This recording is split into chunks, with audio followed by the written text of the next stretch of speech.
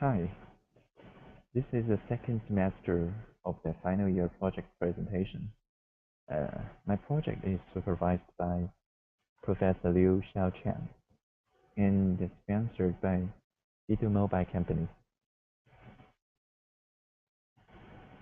One of the company's business is to sell the access points, so-called AP. My project is to develop a configuration tool to help the current installation and management of the APs in target user is enterprise customer. So when there's a Wi-Fi, there's an AP. Nowadays, the Wi-Fi is almost everywhere. For example, a shopping mall like Newtown Plaza may provide Wi-Fi to attract more customers. CU also offers Wi-Fi around the campus. So there are a lot of cases where AP installation management is needed. So if you have a new AP, how to install it? Usually you can follow the instructions provided by the vendor. Basically, you need to plug the cables, tighten the screws, initialize the configuration, install some add-on software according to your needs, tune some parameter extra. So here's the installation manual I captured from the Cisco website. You can see there's a lot of things you need to take care of, pay attention to, which seems very, very troublesome. However, by utilizing our tool, this installation can be done within one step. You just power the AP and plug the Ethernet cable into the right port. So AP will automatically finish its L1 setting and waiting to meet you at the web interface. So after the installation, you need to maintain this AP. So what do I mean maintain? Two things. Check the status and change the configuration. So in order to achieve this, you can go in front of this AP and control it directly, which costs your time and money. Maybe you need the permission to touch this AP in some company. Besides that, you can use the terminal like SSH or PuTTY to log in or use the web interface provided by the AP to save the configuration and do the change. These two methods can achieve remote control. However, it requires you to know the IP address of each AP, and you need some software or document to help record this information. Of course, you need to update it when there's any AP removed, added, or changed. But the worst part is you need the same number of public IP, which is not possible these days, or the private IP, which requires you to have the private network and the firewall setting, the routing setting should be configured properly. So if the PCC wants to rent the network backbone, rent the network backbone of CU to install a new access point in CU to provide the service to their customers. PCCW cannot directly control this IP remotely in this case, since the outgoing interface of this IP is usually private. But this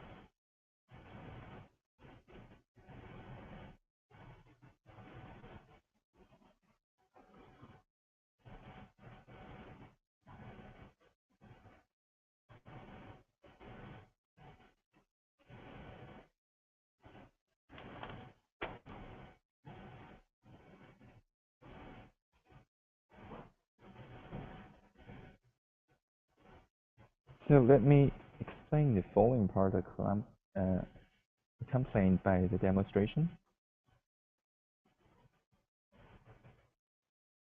So before this, let me show you how AP look like. This AP antennas to emit Wi-Fi signals, and this is the port. Ethernet port, and this is the power. This is the back of the AP. And now we have this AP.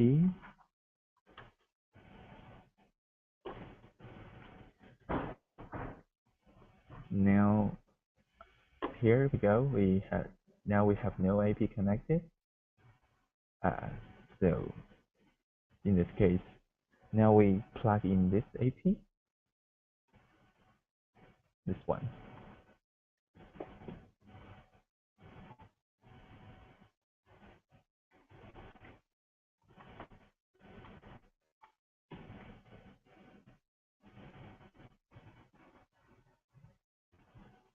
So yeah, after I plug in the network, the cable, so it will appear here.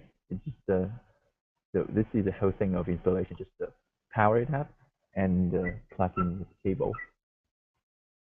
Then yeah, I have made the label here. So this is basically MAC address, which is used to identify itself from the other IPs. So yeah, this is exactly this one. Then I plug in another one, because I have two in total.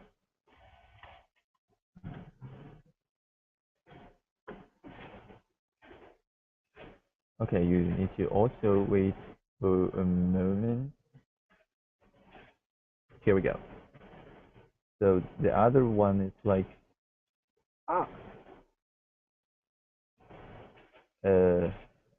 E45. So here E45. Yes. Now what we just done is to just power the AP and give it the network access, so it will automatically connect through this cloud, which is the internet, to catch the AP server controller. The AP server controller will check whether it's a legal AP, so it's not from the other companies, it's by our own. It is produced by our own company. So if it's yes, it will update the inventory list,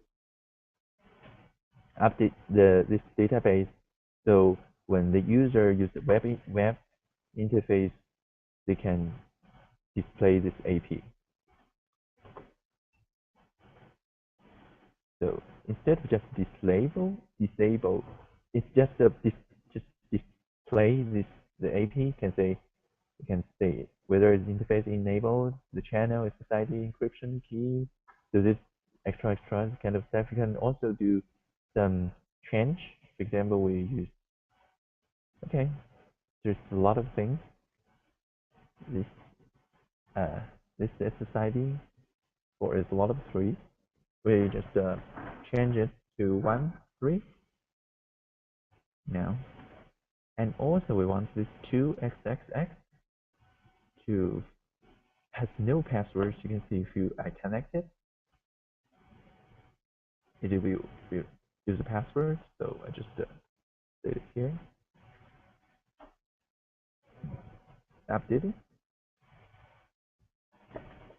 So it will take some time to restart it.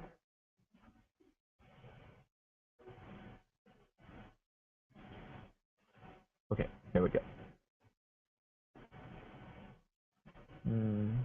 Have we done the change? Yes. Here we go. So it's just on cache. You can forget it, and we have this 2, 4 underscore 3, and when I connect this one, yeah, I do not need the password anymore. So we can configure this AP according to this web interface. Yeah, I can configure several at the same time. So back to our poster. So now we have some change, and the change will update, will tell the database. So when the API server controller sees that there's a task, it will interpret it and transmit, find the right AP and tell this AP, hey, there's some change you need to perform, so something like that. Okay, so the basic thing how this works, you already have an idea. So these things are just for very detailed explanation if someone is very interested in. So it's kind of very boring. It involves the designing. So I just talk about some important parts of this design. So I have for the both AP client and server control AP server controller and AP client controller. There's a config file provided. So you can tune some parameters here like server address, whether you will use this SSH channel, the key path, extra for easy debugging, and you can change it for the future use. And here, so about the connection between these two, between the server and the client. So these two, because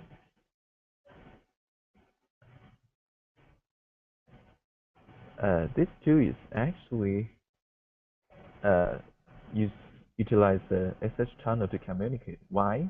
Because we need to secure. There's a lot of sensitive data communicate with each other, so it should be protected. However, we can also use VPN, but it will disturb the routing table.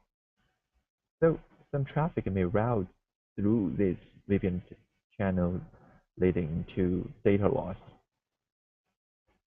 So what's more, some network has very strict security policy and may block the VPN protocol. So, but this problem will not happen in the SSH tunnel. So the SSH tunnel is basically application layer. This tunnel can only be used by this application. And it is you can configure the channel to use the port 80, which is most friendly to the firewalls. So basically, this kind of SSH channel can be upset in any circumstances, even though there's a lot of NAT here. And for the AP client controller, it is want to be simple. It is simple because things like AP has very limited computing and memory resources. You see, after the connection is built, it only like here, like only this briefing loop, wait for the message from the server to handle this command, and send the after committing this command, send the fix back to the server and wait again. So when if the sender is anything wrong with the connection, we will reset and initiate a new connection again. So basically, it's only one thread and use the blocking IO. So if there's nothing to do, just stick there. So since AP has very limited power, computing, and the memory resources, so this kind of design will not burden the AP so much. But for the server, so the AP server controller, we want it stable. In case instead of just one thread, one client model, so we use the worker thread model. So the workers can serve different clients, and the number of the threads does not increase with number of sockets connected. So each thread runs relatively independent and sleeps when no work to do. So to speed up this, a lot of things to speed up the whole processing. So some techniques like binary tree is utilized. So when there's an AP runs a task, so the worker thread will receive this task and see which AP is about which AP. So if it's about APA, so worker thread will find will query with data structure to say, hey, what is the socket of the APA? So if you find it, and we will use the socket to talk to APA to ask the APA to do some change. And we also will consider the easy debugging and the further development. So I use the protocol design, very flexibility. So it's like this is a message between the server and the client. So there's a lot of space I leave there, but it's not in use. It's for future use, and so you do need to modify this header again because it may involve some potential bugs if you modify the header. And also, so I implemented use function based. So each function component achieve one certain function, and this kind of things is encapsulated well. So it is the details inside is invisible to other components. So if you it's easier for future reuse and for debugging, and also it's very convenient if you want to add some new function here. So it's very easy because the interface is clear design. Okay, after utilizing this network tool, you can actually believe that like we have changed this problem. We have solved this problem. So for the installation, just plug in the cable and power it on. So do not need this anymore. For the management, you do need to memorize all these kind of network things, and you just use the network, use the web interface whenever you have the internet access. You just use it and say, hey, what's wrong with this? I want to change it accordingly. And it's very easy to do. The interface is very intuitive, so you do not need a specialist in handling this network stuff. So for the customer, they will save you a lot of labor cost and time in installation and maintenance. And also when you need some assistance from Pido Mobile, the Pido Mobile will check it immediately through the web. So the customer can get better service. Also for Pido Mobile, they of course boost the AP sale. By studying the AP data, you can develop the new value added service. So like the managed service, like if, for example, if one company has 100 APs to maintain, but this company has no human resources for the moment to do this kind of thing. So it maybe will request Pido Mobile, say, hey Pido Mobile, could you do me a favor to manage these things for me? So Pido Mobile can provide this kind of service and can charge the service. So it also can develop some fantastic add-ons. So I have used the description marker to implement the description marker. So you can say it's only for your own purpose.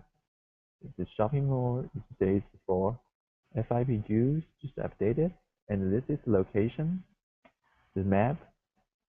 You can see the map visualizely.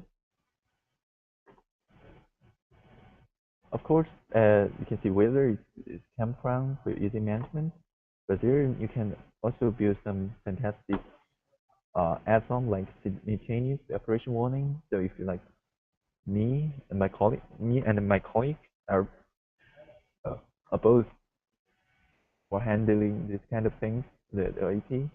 So if we two are also interested in one thing in this AP, like viewing it, so there will be a like red box here to warn me, hey, there's another guy viewing this AP. So if you want to configure it, be careful. So it can potentially avoid the misconfiguration. So perhaps this add-on, this extension, maybe it's free or maybe may cost may need some extra fees. So therefore, so T2 Mobile can increase their revenues. So this tool has also actually made the installation and management easier, more friendly, intuitive, and efficient. Actually, it's not only for the AP stuff, they can apply to all the network devices. So which actually a big improvement in this industry. So above is my whole presentation. Thanks for your time, and I hope you have enjoyed it.